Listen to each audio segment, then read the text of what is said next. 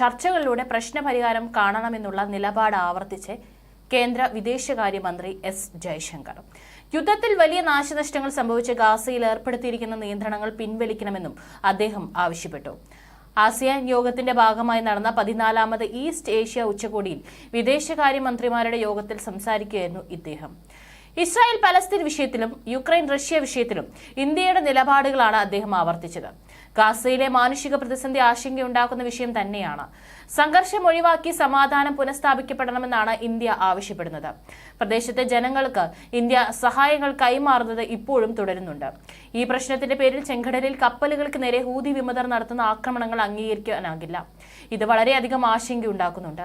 മേഖലയിലൂടെ കടന്നുപോകുന്ന കപ്പലുകൾക്ക് സുരക്ഷ ഒരുക്കേണ്ടത് അത്യാവശ്യമാണ്, ജയശങ്കർ വ്യക്തമാക്കി. പാലസ്തീൻ അഭയാർത്ഥികൾക്കായി $2.5 മില്യൺ ആദ്യ ഗഡു സഹായം ഇന്ത്യ കൈമാറിയിരുന്നു. പാലസ്തീനിലെ UN റിലീഫ് ആൻഡ് വർക്കേഴ്സ് ഏജൻസിയിലേക്കായി $5 മില്യൺ ഈ വർഷം കേന്ദ്ര സർക്കാർ കൈമാറും. ഇതിന്റെ ആദ്യഘട്ടമെന്ന നിലയിലാണ് $2.5 മില്യൺ സംഘടനയ്ക്കായി കൈമാറിയത്. ഗാസയിൽ ദ്വിരാഷ്ട്ര പ്രശ്നം പരിഹാരമാണ് ഉണ്ടാകേണ്ടത് എന്ന കാര്യവും ഇന്ത്യ ചൂണ്ടിക്കാട്ടി. യുക്രൈൻ വിഷയത്തിൽ നയതന്ത്ര തലത്തിലുള്ള സംഭാഷണങ്ങളിലൂടെ പ്രശ്നപരിഹാരം ഉണ്ടാക്കണമെന്നാണ് ഇന്ത്യ ആവശ്യപ്പെട്ടത്. പ്രധാനമന്ത്രി നരേന്ദ്രമോദി അടുത്തിടെ Russian president Vladimir Putin, Ukraine president Vladimir Zelensky എന്നിവരുമായി സംസാരിച്ചിരുന്നു. ഇരു രാജ്യങ്ങളും തമ്മിലുള്ള പ്രശ്നപരിഹാരത്തിന് ഏത് രീതിയിലുള്ള ഇടപെടലുകൾ നടത്താനും ഇന്ത്യ തയ്യാറാണ്.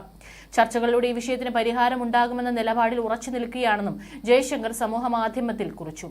അടുത്തിടെ പുടിനുമായി നടത്തിയ ചർച്ചയിലും സംഘർഷം പ്രശ്നപരിഹാരമല്ലെന്ന നിലപാട് പ്രധാനമന്ത്രി നരേന്ദ്രമോദി ആവർത്തിച്ചിരുന്നു. അതേസമയം US നിയമസഭയായ കോൺഗ്രസിന് സമീപം അമേരിക്കയുടെ ഔദ്യോഗിക പതാക താഴ്ത്തിയും കത്തിച്ചും പ്രതിഷേധിച്ച പാലസ്തീൻ അനുകൂലികൾ. പ്രതിഷേധിച്ചവരിൽ ചിലർ US പതാകയ്ക്ക് പകരം പാലസ്തീൻ പതാക ഉയർത്തുകയും ചെയ്തു. US കോൺഗ്രസിനടുത്തുള്ള യൂണിയൻ സ്റ്റേഷന് മുന്നിലാണ് ബുധനാഴ്ച പ്രതിഷേധം നടന്നത്. ഇവിടെ വെച്ചാണ് ഇസ്രായേൽ പ്രധാനമന്ത്രി ബെഞ്ചമിൻ നെതന്യാഹു കോൺഗ്രസിന്റെ സംയുക്ത സമ്മേളനം അഭിസംബോധന ചെയ്ത് സംസാരിച്ചത്. ഇസ്രായേലിനെ പിന്തുണയ്ക്കുന്ന US നയത്തിനെതിരെ പ്രതിഷേധിച്ച് നൂറുകണക്കിന് പേരാണ് ഇവിടെ തടിച്ചുകൂടിയത്.